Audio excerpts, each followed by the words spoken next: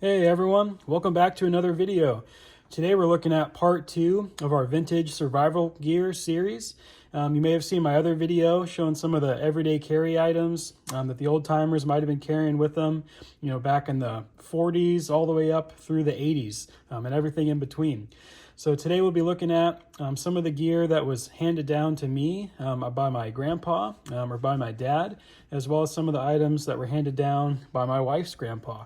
A lot of these things they might have been carrying with them daily or on a camping trip or out, on an elk hunt or deer hunting, fishing, or they might have carried it with them as kind of a survival kit or, a disaster kit, being prepared for emergencies and things like that.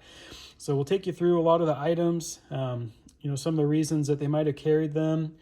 And we'll look at not only the gear, but also some clothing items that I've got here, as well as, some old manuals and books that they might have been reading as well, to help with, emergency disaster preparedness, or as being part of their survival kit. So let's go ahead and start up at the front here. First is an old Leatherman tool. In my everyday carry vintage EDC video, I go through this in really great detail. I have another video as well, kind of showing, all the comparisons between the Leatherman tools. But this one's a really, really good quality old Leatherman tool. This one's the original classic version. Definitely check that out in my vintage EDC video. All right, next up is an old case pocket knife. This one here, made in the USA, really good quality steel. I cleaned this one up a couple years ago, and always good to have a good quality pocket knife. The old timers might have been carrying one of these with them for sure. All right, next up is a Victorinox Swiss Army knife. Again, check out my EDC video for vintage EDC to go into all the features of this more in depth, but they might have been carrying an old, pocket knife, the old Victorinox, really the original multi-tool with them back in the day. All right, and to keep those knives sharp, they might have been carrying an old whetstone here. This one was passed down to my wife from her great-grandpa, and comes with the original leather sheath. This one from New York, good quality whetstone, sharpening stone. Really, really cool. Fits in the pocket really well. All right. Here is just a basic, carpenter's pencil that you can keep sharp with those pocket knives. Not quite like a Sharpie permanent marker we might carry today, but a lot of good things to be said about just a basic pencil in case you need to write something down, leave notes. All right, next up, we've just got an old book of matches here. These ones actually would have come from an old military ration pack. These ones are meant for, damp and wet climates, but just a really basic, book of matches there to help get a fire started.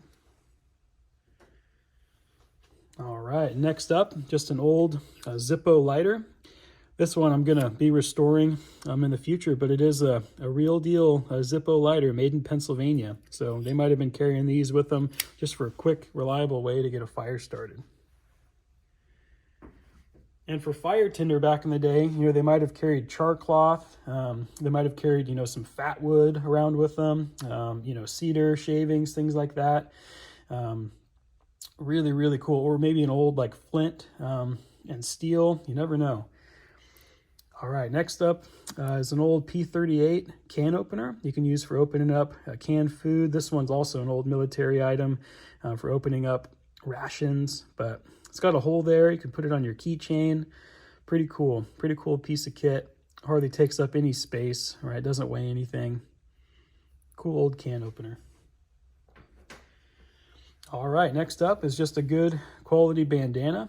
This one was passed down to me by my grandpa.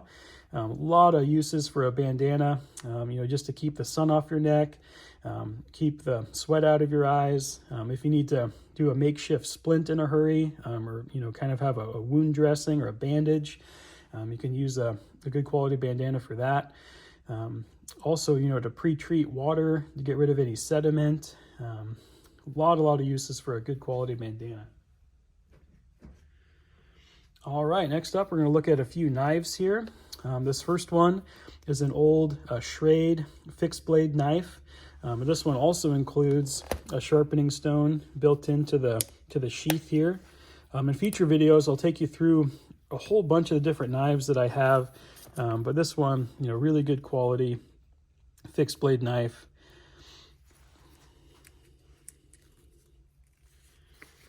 All right.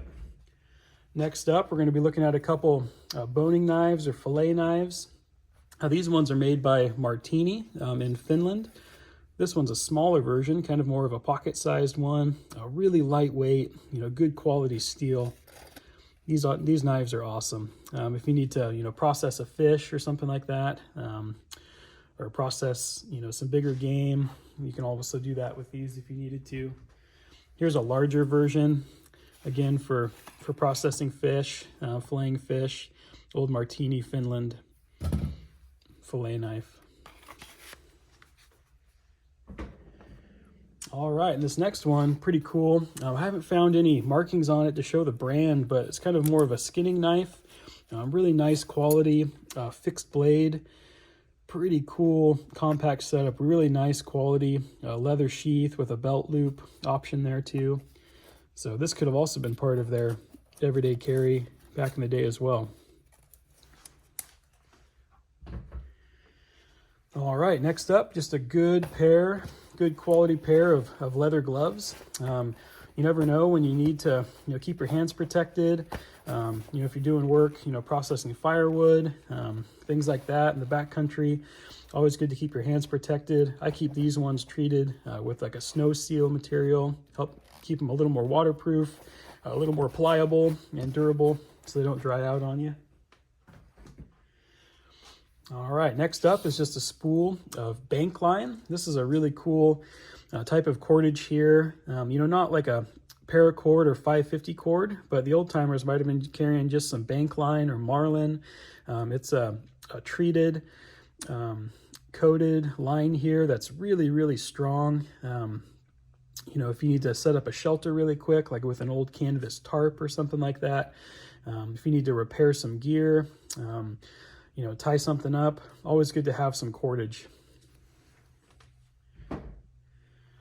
All right, next up, we're going to take a look at some lighting options here. Here's just some really basic old candles. These ones, kind of a bulk pack here for old surplus candles, just in case you need to use them for some lighting or to help get a fire going.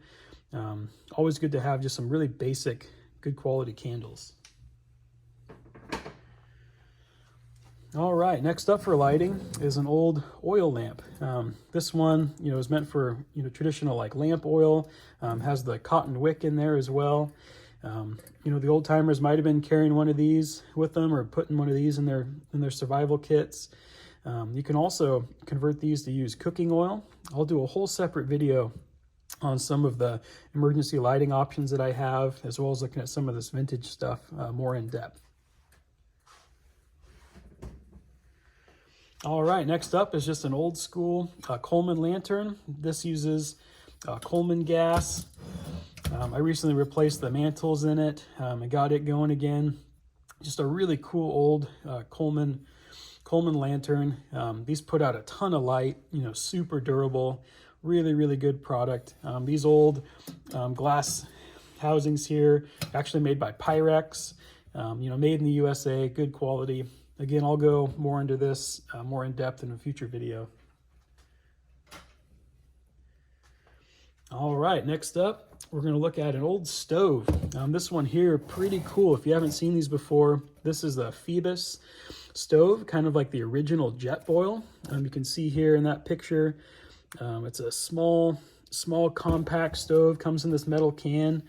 This is made in Austria. Again, this piece of gear goes back from the 1950s. A lot of these items go from the 40s, 50s, 60s, 70s, and then up into the 80s with some of them as well. But again, in a future video, I'll kind of take you through this whole thing, show you all the accessories that it comes with. So stay tuned for that. But really cool quality camp stove there. All right. And if they were running a camp stove or getting a campfire going, you got to eat. Always good to have morale, have some quick calories. You never know. They might have had, some corned beef hash, might have had some ranch style beans, or they might have had like pork and beans, something like that. You just get to have some quick calories, toss it on the campfire or heat it up on that stove really quick. So always good to have a little bit of extra food. All right, next up, we're going to look at, just real quick, they might have had an old military first aid kit. This is just a general purpose first aid kit. It's packed with a bunch of, different wound dressings and things like that. I'll go more in depth in a future video, taking you through this kit and all the components. But just an honorable mention, something they might have thrown in there as part of their survival kit is a good quality first aid kit. All right, next up is an old survival tin. This survival kit was made by SAF Enterprises in Dallas, Texas. The best I can tell, this was produced sometime in the 80s. It comes with a few other components. In a future video, I'll actually pop this open and take you through everything that's in it, as well as some of the other accessory cans that it came with. But this includes some flares, a smoke generator, some fuel tabs, matches, a whistle, candle, another handkerchief, knife, insect repellent, snake bite kit, some wire, compass, pencil, safety blade, or safety pins, razor blade, some nylon rope, some sunscreen, as well as just a good metal container if you needed to boil water in or to cook your food in or something like that. You could also do that with this can. But again, future video, we'll open this up, take a look at everything more in depth. All right, next up is just an old canteen. I don't have the nesting cup or the mug that this would have come with back in the day, but I'll keep an eye out for it at like a garage sale or estate sale, or maybe an old like Army Navy surplus store will still have them. But always good to have an old canteen. These ones super lightweight, aluminum, hardly take up any space, don't weigh much, very durable. This one's been around a long time, as you can tell, really dented up, but they might have been carrying an old canteen like this with them. All right, next up is another canteen, and this one belonged to my grandpa. This one's made by Boyko. Old school canteen here with some of this fabric on the outside to help keep it, insulated, help with condensation stuff a little bit. Also got a nice strap, to toss that over your shoulder, to carry it around. Always good to have a good quality canteen. You never know, the old timers might have been carrying something like this out into the backcountry.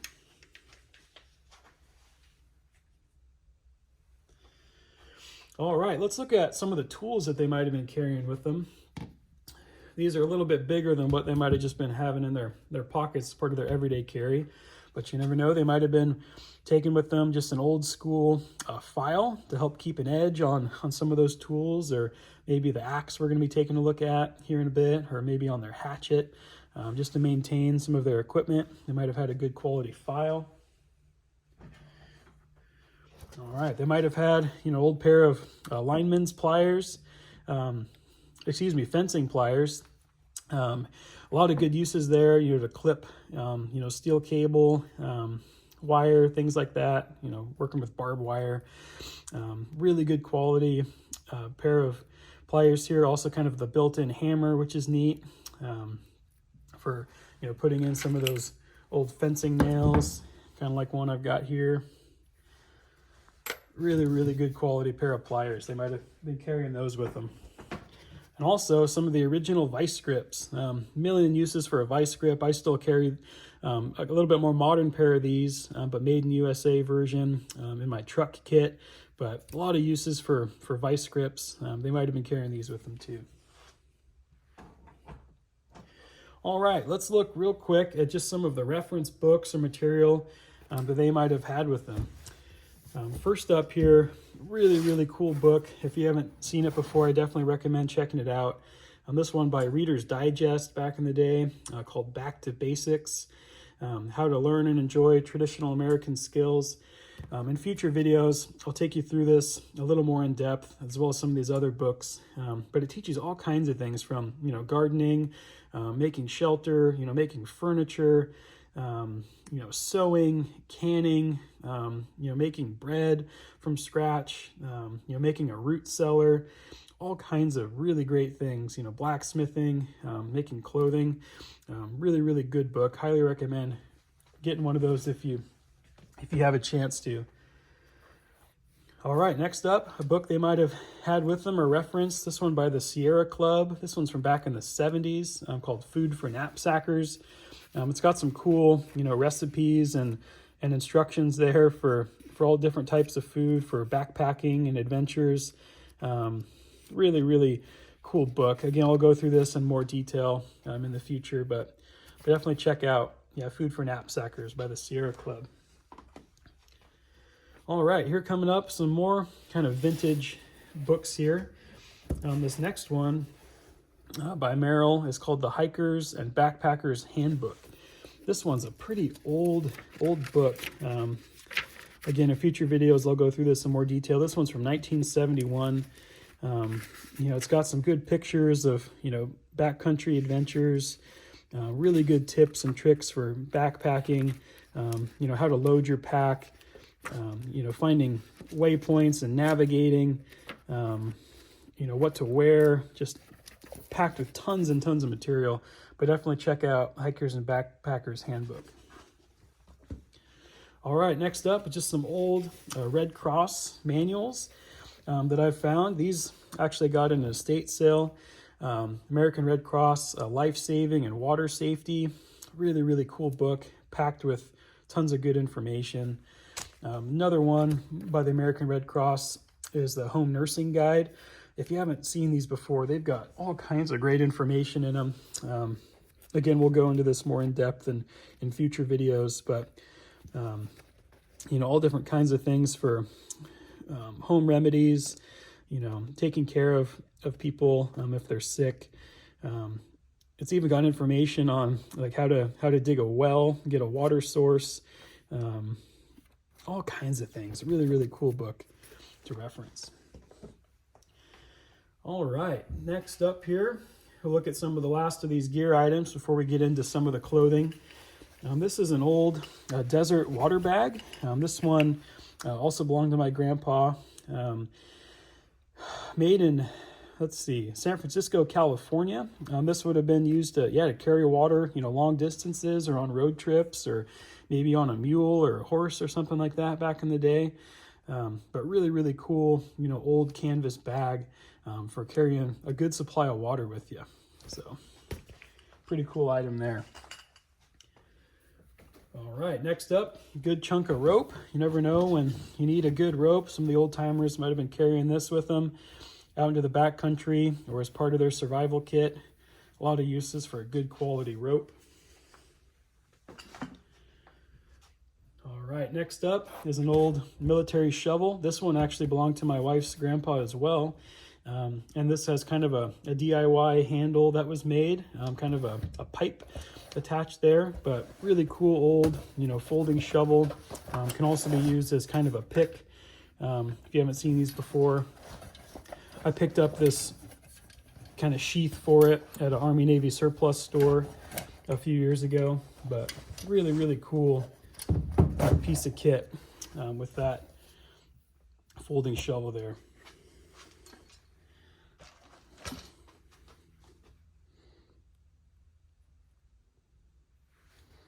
All right, next up here, we're going to look at an old Pendleton blanket. This one here is a wool blanket made by Pendleton here in Oregon. Really, really nice quality wool blanket. You never know, they might have had one of these with them or as part of like a bedroll, with an old, like a cowboy bedroll with an old canvas tarp or something like that. Really, really good quality blanket. Next up, this one belonged to my dad. This is his axe that he had from back in the 80s for processing firewood. I kind of fixed this one up, cleaned up a lot of the rust, sharpened it, got rid of some of the the wiggle here in the head of it, put in another wedge, but really good quality old axe. Also put kind of a paracord stripe protector on it, but they might have been carrying one of these with them in the backcountry. All right, let's look at some of the clothing that they might have had. All right, some more of these items were passed down from either my grandpa or my wife's grandpa. This one here is an old Stetson cowboy hat, beaver felt cowboy hat. Had this one cleaned up and kind of restored it here a couple years ago just to help keep its shape and make sure it stays in our family a long time. But they might have been carrying one of these back in the day to help keep the sun off of them.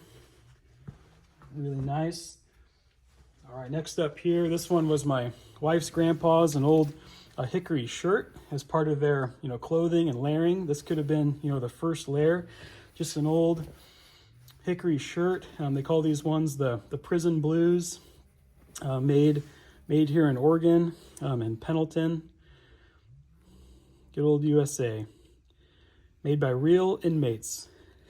It says there, but really good quality, durable shirt. You see a lot of the loggers and old school guys around here wearing these old hickory shirts. All right, maybe the next layer that they would have been wearing during bad weather is maybe one of these old Pendleton outdoorsman wool jackets or wool shirt. This one's really, really nice. This belonged to my grandpa. I cleaned it up and had it dry cleaned. Great quality shirt. Keeps you super, super warm. So they might have been carrying one of these with them too. All right, next up here, this one is also my dad's. This is an old original Levi's jacket with a really nice lining here. But as you can see, made in USA. Levi's, San Francisco. This could have been kind of their outer layer jacket to help stay warm, really durable, good pockets and things like that. So that could have been part of their clothing setup. All right, and last but not least here are some old boots. These ones I actually found at a thrift store. I decided to kind of fix up and clean up. They were in pretty rough shape, but I cleaned up the leather and used some leather conditioner. Got some new boot strings from Danner, kind of like the Danner Mountain Pass. These old, they call them like waffle stompers, old hiking boots with really old Vibram soles on them. Some of the original Vibram soles. As near as I can tell, these are from the 70s and just really good quality, super heavy duty leather, good durable boot. All right, and the last kind of honorable mention bonus item here is just an old flask. They might have been carrying one of these with them out in the backcountry, with some whiskey in it or some bourbon. Million uses for that, right? Just as a morale boost, or to help get a fire going in a pinch with alcohol. And also this container, you could be used for, boiling water or something like that. So fun little bonus item. All right, guys, well, that's everything for this video. If you'd like to see more content like that, don't forget to like, comment, and subscribe, and stay tuned for more videos for more vintage gear. Until then, stay safe, stay prepared, and we'll catch you next time.